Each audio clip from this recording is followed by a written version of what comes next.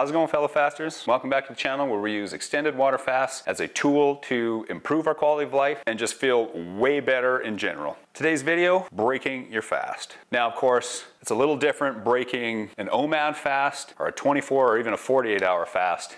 You can be a little more lenient on the first food you consume. Even on a shorter fast, such as like 48 or 36, I still like to break my fast with something high fat and easily digestible. One of my favorite foods to break a fast with is eggs and cheese. This is very specific, but eggs cooked in a frying pan with no oil and the yolks as runny as possible and a little bit of mozzarella cheese. I don't know why, but when I break a fast with that, I feel awesome. And they're high in fat and there's low glycemic carbs are the best. Now, even a 7-day water fast, I do tend to break with something high fat like that. A really hearty bone broth will work with well-cooked vegetables. Eggs and cheese will work. On a longer fast, like a 16-day fast I did break with bone broth soup and it was amazing. That being said, I followed up the bone broth soup a couple hours after with raw kale, which wasn't the most comfortable thing, but it did work. Now, one experience, it's a 7-day, and I broke that fast with raw almonds, cashews, Brazil nuts, and a bunch of other raw nuts, which was a horrible idea.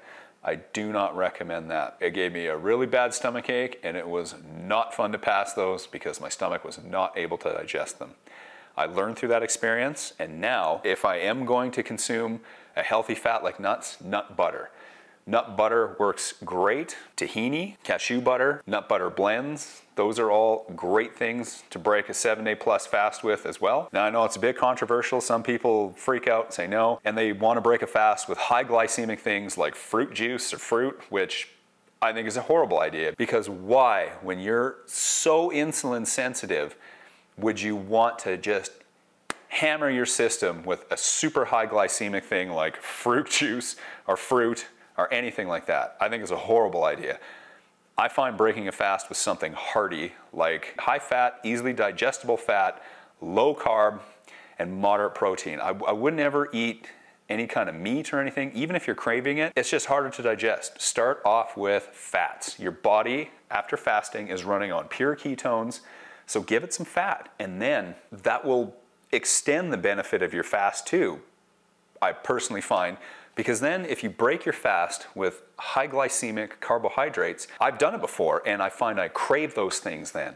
But if I break a fast in the first 2 or 3 days, I don't limit the amount of calories that I eat. Like, I will go full bore. I'll eat 5,000 to 6,000 calories, maybe 7 in a day, but I will do it from healthy fats like eggs, nut butters. I will have cheese. I know some people freak out about dairy, but for my system, a quality mozzarella, no problem. And I find steamed vegetables, a good cauliflower rice with a blend of carrots and peas, steamed with soy sauce or something like that, is awesome. I wouldn't use white rice. Again, high glycemic. Why spike your insulin through the roof when you're super insulin sensitive anyway? I think you just set yourself up for those cravings that you were trying to heal from anyway. So that's what to break your fast with, the kinds of foods. The second thing to talk about breaking a fast is the timing of breaking your fast. If possible, always break your fast when you're on a high point, when you're feeling good. It always feels good to break a fast when you don't feel like eating, when you don't feel like tapping out, when you don't feel like quitting. Ride out that rough patch. They always pass. Now, I know I've quit lots of fasts too, so I know what it's like to tap when you're feeling uncomfortable, but I always regret those taps.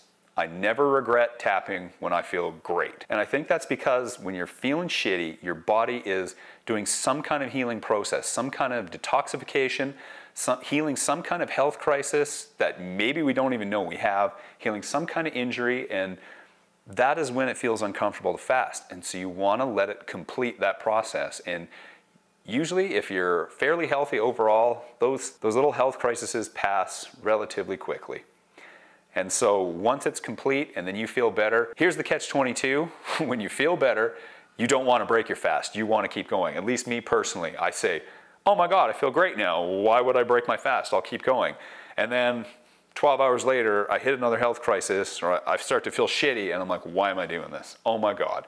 Like, now I got to go through this again, because fasting it's all about peaks and valleys. You're gonna feel amazing, you're gonna feel like dog shit. You're gonna feel amazing, you're gonna feel like absolute crap. Try and always end on the high note. When you have enough experience fasting, you will know when you're on that high note and you can sort of anticipate another gully coming, and you can quit on the high note before you start to take that downward dip, and that is always the best place to end the fast. Hope that helps you break your next fast at the optimal time with the optimal foods so you can feel awesome. Ride those post-fast feeling vibes as long as you possibly can, long after the actual fast is finished, well into week 2 and 3, sometimes even after a 7-day, just feeling amazing. And a lot of it has to do with the timing of when you break your fast and what you break your fast with. And just like everything, there's no one set rule. Everyone is gonna feel a little better breaking different ways. That's what's worked for me, and it's what's worked for a lot of other people. I think the more you read, the more you'll find that timing and those foods are pretty helpful for your average person. Please feel free to comment what you use to break your fasts, when you break your fast, what you feel is best, and what you've had the most success with in breaking your fast, the kinds of foods. I love hearing what other people break their fast with. I think it's super helpful when people share what works for them, and we can all come together and share our experiences to make fasting more enjoyable for everyone. Thanks a lot for watching. Have a good one.